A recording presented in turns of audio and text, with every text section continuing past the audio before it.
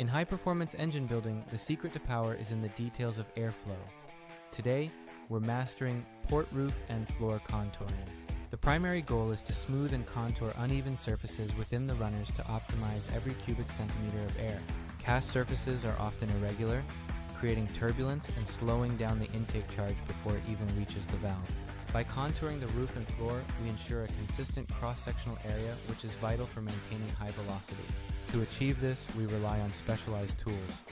For flat surfaces and long runs, a cylindrical carbide burr is your best friend. When navigating tighter curves and transitions, the tree-shaped burr provides the necessary reach and precision. The technique requires a steady hand. You aren't just removing material, you're sculpting the path of the air. Consistency is key.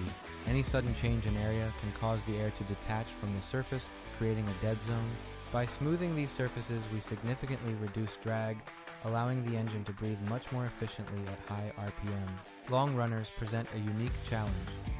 Access is limited, making the choice of tool and extension critical. Let's talk about the roof. This is where the highest velocity air often travels, so any imperfections here are amplified. Keep the tool moving. You want a seamless transition from the entrance to the valve guide boss. Now the floor. While sometimes overlooked, the floor contouring helps guide the air around the short side turn. If the floor is too abrupt, the air won't make the turn, crashing into the valve instead of flowing around it. Vary your speed and pressure. The goal is a uniform texture that provides a slight boundary layer for the air. Frequent measurements ensure that you aren't overporting. You want balance across all cylinders. Remember, bigger isn't always better. We want high velocity, which comes from shape, not just size. In a perfect world, the air stays stuck to the walls. Contouring makes that world a reality. After the carbide work is done, we move to sanding rolls to remove the tool marks. For intake ports, a slightly rough 80 grit finish is often preferred to keep fuel in suspension. A final inspection under bright light will reveal any remaining high spots that need attention. The result? Better throttle response, higher volumetric efficiency, and ultimately more horsepower.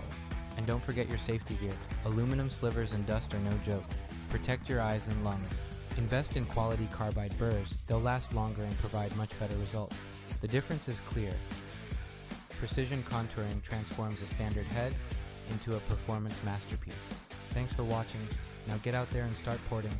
See you in the next one.